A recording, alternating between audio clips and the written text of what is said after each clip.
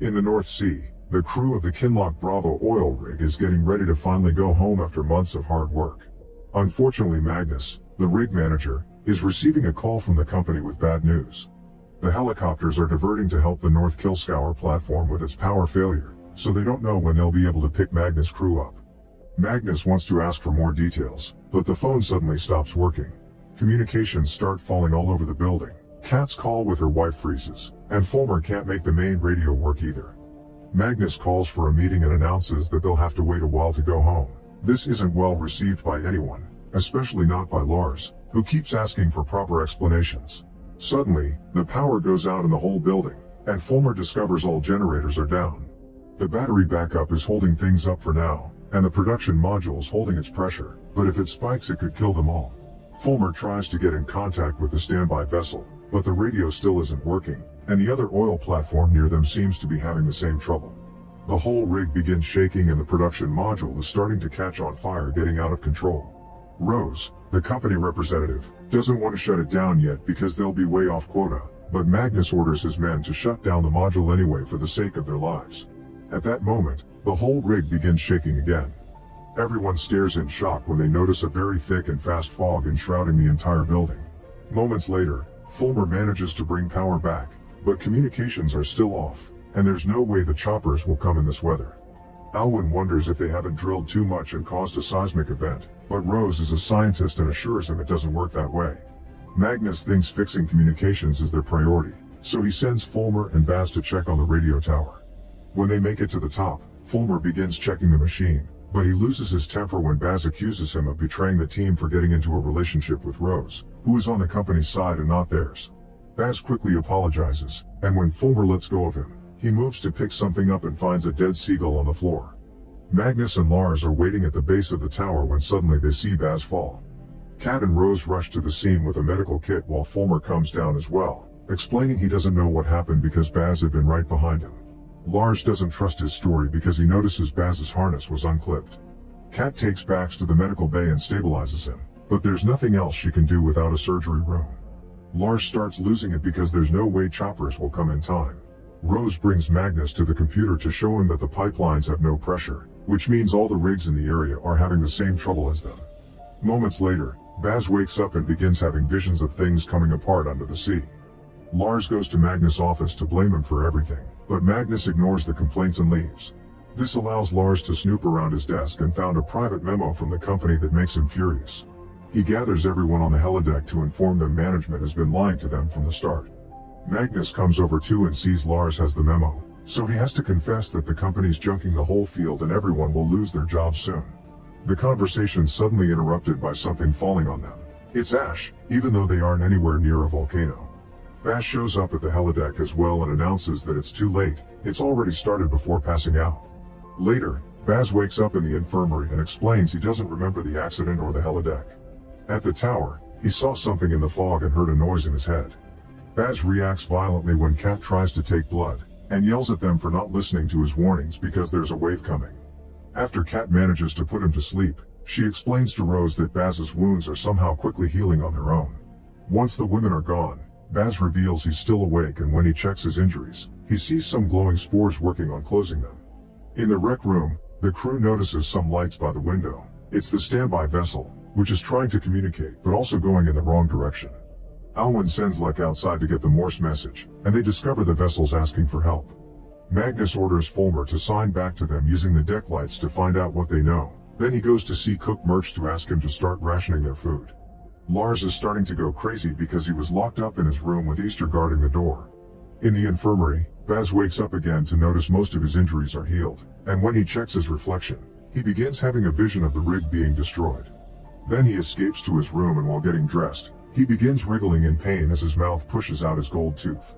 Rose gathers some ash to analyze it and orders everyone to stay inside. Fulmer informs her and Magnus that the vessel doesn't have more information than they do. They don't have communications either, so if they wait for morning to come, they won't be able to use the lights to guide them in and the boat could crash. If they evacuate, it should be now, but Rose doesn't want to because it could get them in legal trouble for breaking the contract. But Magnus' priority is everyone's safety, and he asks Fulmer to keep up the lights to guide the vessel slowly. Alwyn goes outside to take over Lek's shift and finds Baz drawing weird circles on a window. When he checks on him, Baz explains his head is full of noise and that he shouldn't have survived the accident. Something is definitely not normal about this situation. The lights in the room start flickering and Baz has another weird vision before running away. Lars starts working on the window and manages to take it off the wall to escape. Lex sneaks into the infirmary to steal the rubbing alcohol to get drunk, then tries to have a shower. At that moment his body begins hurting all over and his leg throws up blood. The ink of his tattoo starts to come off his skin. By the time Heather finds him, he's already dead. When Kat comes to check on him, she can't tell what killed him, but when Dunlin shows up with Baz's tooth, she's sure there's something pushing inorganic material out of their bodies. In the control room, Fulmer notices a light on the bridge that doesn't come from the vessel. He and Alwyn go outside to check it out, but Lars sees them and turns off his flashlight before they can catch him. He sneaks back inside the building through the door they used and locks it, bumping into Heather on the way. Fulmer and Alwyn check the rowboats in case anyone is trying to escape, and Fulmer accidentally wounds his hand. At that moment, the ash mysteriously stops falling. Lars goes to the control room and starts signaling SOS with the lights, causing the vessel to come at full speed. Alwyn and Fulmer see the message and try to get back inside, but the door's locked, so Alwyn goes looking for another entrance while Fulmer keeps on shouting. Heather hears him and brings Magnus to help her open the door. Fulmer tells them about Lars and they rush to stop him, almost starting a fistfight before Magnus asks them to concentrate on sending a message to the vessel to correct its course. Alwyn's currently following some lights flickering that lead him to Baz, who refuses to come back because he needs to see the life in the water that started it all. Alwyn insists and makes Baz snap, grabbing Alwyn and making him spout water through his mouth. Dunlin arrives to warn them about an incoming wave caused by the boat changing course, so Baz drops Alwyn and runs away. Dunlin drags Alwyn's body away from the water and Magnus comes to help with CPR, but it's too late. When Kat arrives she confirms Alwyn somehow drowned. Rose continues to study the ash and when she drops a bit of blood on it, she confirms there are living organisms in it. She goes to see Magnus, who informs her the vessel left to help another rig first. Rose brings him and Kat to her office to explain the ash as some kind of parasitic spore that is looking for hosts and it repairs their wounds quickly because it wants a healthy body. They have to avoid long exposure to the ash and keep an eye on people with open wounds. Magnus authorizes Rose to take blood samples from the whole crew to compare them to what they have from Baz. In the mess hall, Heather notices the fog is finally going away and the neighboring rig has completely been destroyed. Fulmer finds Baz looking at Rose's research and tries to offer help, but Baz refuses because the light needs him. Rose arrives too and sees Baz has taken his own blood sample, so when she asks for his cooperation, he runs away. When Magnus hears about what happened, he sends Kat to check on everyone that has injuries since they can't do the testing anymore. After isolating Fulmer, Magnus calls for another meeting. Now the fog and ash are gone, he wants half the team to disinfect the rig thoroughly, and the other half must find Baz. Rose continues investigating and discovers the spores have been seen before fossilized in layers of earth. They should have died with the dinosaurs, but drilling so deep has awoken a sleeping nest. Outside, Baz is throwing his blood sample into the sea.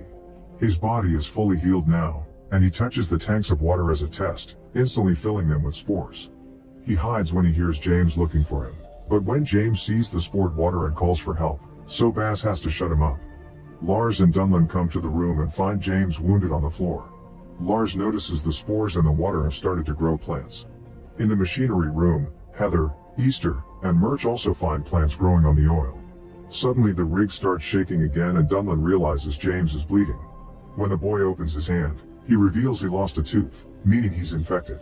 Scared, James hits Dunlin and runs away. The rig starts losing power again, so Magnus takes Fulmer out of isolation to make him fix it. Heather sees Baz and follows him into the mud pit, where Baz is growing plants all over the place. Baz explains a million-year-old memory has told him he needs to defend this place because it's being attacked. If it dies everyone will go down with it. Suddenly James shows up too because he's joined Baz's cause.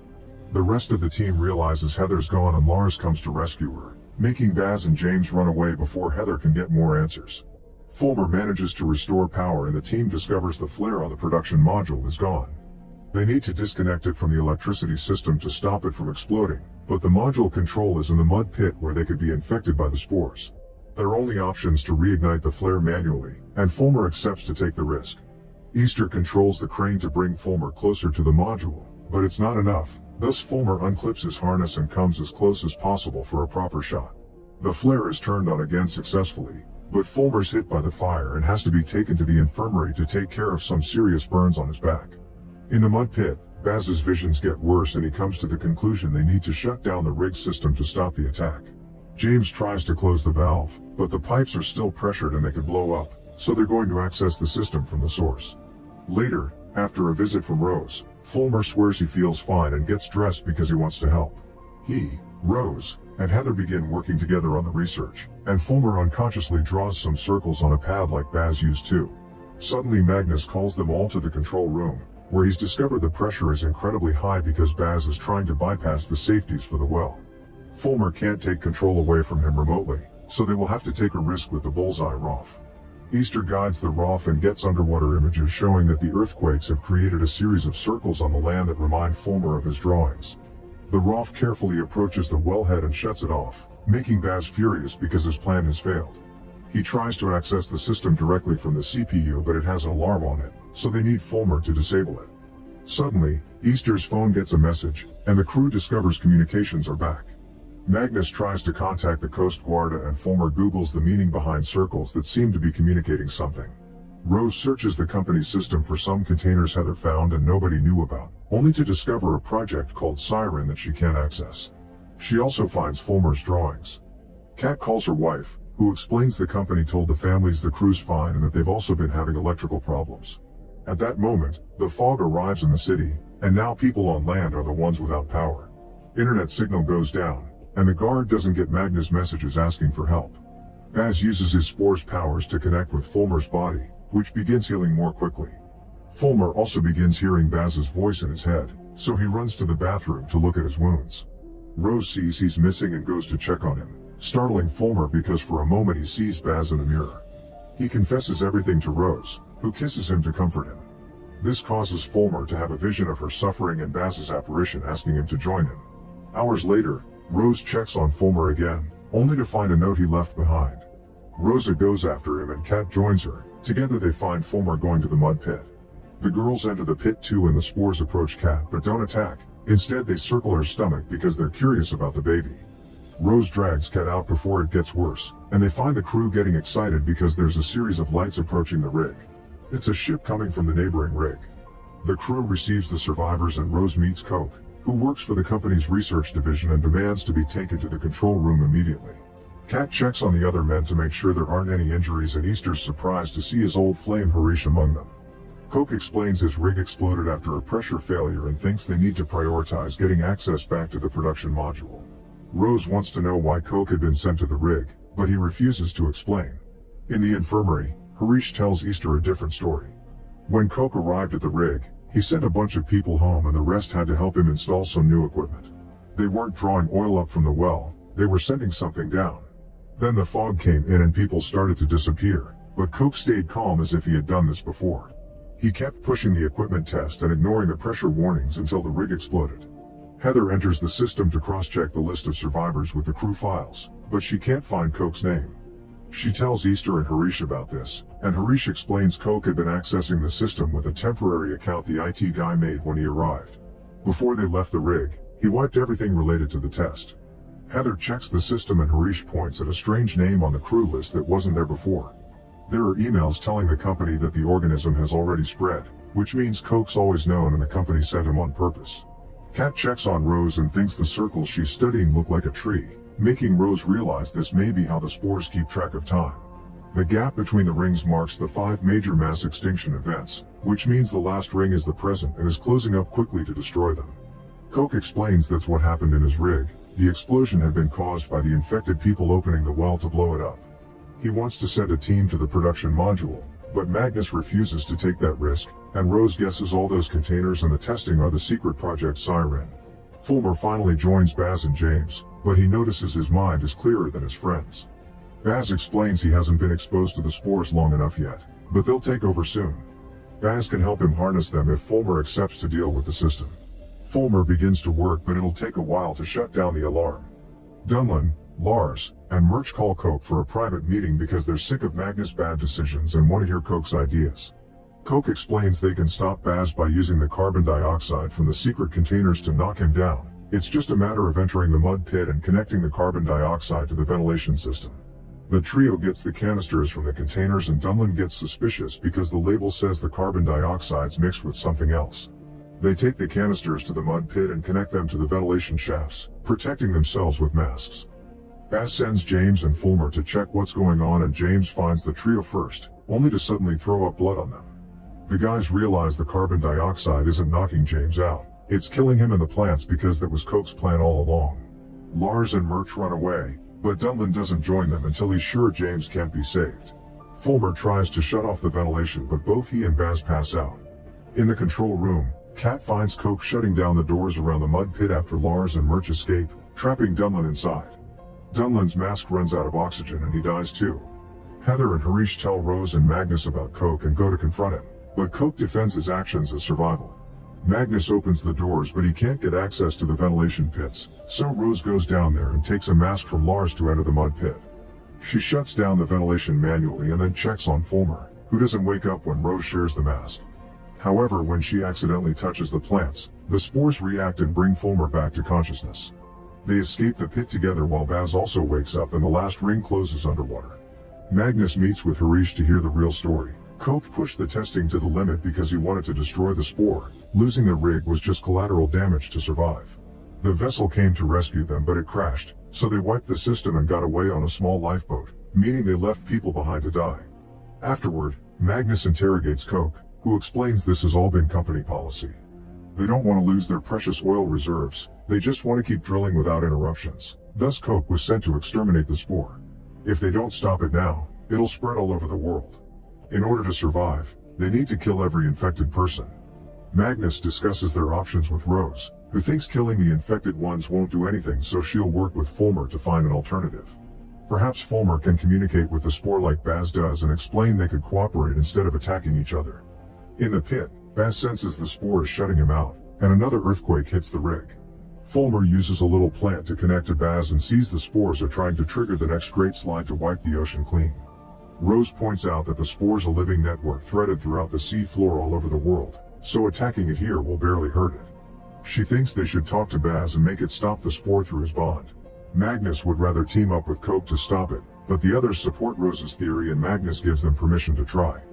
Magnus, Rose, and Fulmer enter the pit, where Magnus keeps having visions of his dead son. They find Baz crying in a cloud of spore, saying it's too late and that he failed. Coke looks for Harish, explaining there are choppers already coming and that he'll bring Harish and his boyfriend if he helps him finish his mission. Harish suspects Coke wants to make the rig explode to cover it all up, and he secretly activates the microphones before making Coke admit everything for everyone to hear through the speakers. The earthquakes begin getting worse and the whole building begins breaking. Coke hits Harish to get him out of the way and start the explosion countdown. That's the moment when the choppers finally make contact with them. Coke runs away to the helideck to escape alone, and Kat and Heather go after him while Easter helps Harish stop the imminent explosion. At the helideck, Coke finds Lars waiting for him with the intention to kill him for revenge, but the girls arrive just in time to stop him. Harish shows up to announce he stopped the explosion, so now everyone needs to get ready to evacuate, and Lars punches Coke before joining the crew. In the pit, Rose notices the spore behaving differently, so she touches it. She manages to communicate with the spore, but before she can ask it to cooperate with humanity, the rig is hit by the worst earthquake yet and the guys drag her out. Baz decides to stay behind to prove to the spore that humans are capable of giving too. Magnus, Rose, and Fulmer catch the last helicopter, and they fly away right before a tsunami hits the rig, bringing it down at the same time Baz becomes one with the spore. Kat notices that tsunami will hit the beach and wants to warn the citizens, but the pilots push her away as Coke explains they aren't going home. At that moment, the tsunami hits the city and kills Kat's wife. Make sure to subscribe and turn on notifications so you can watch more videos like this. Thanks for watching.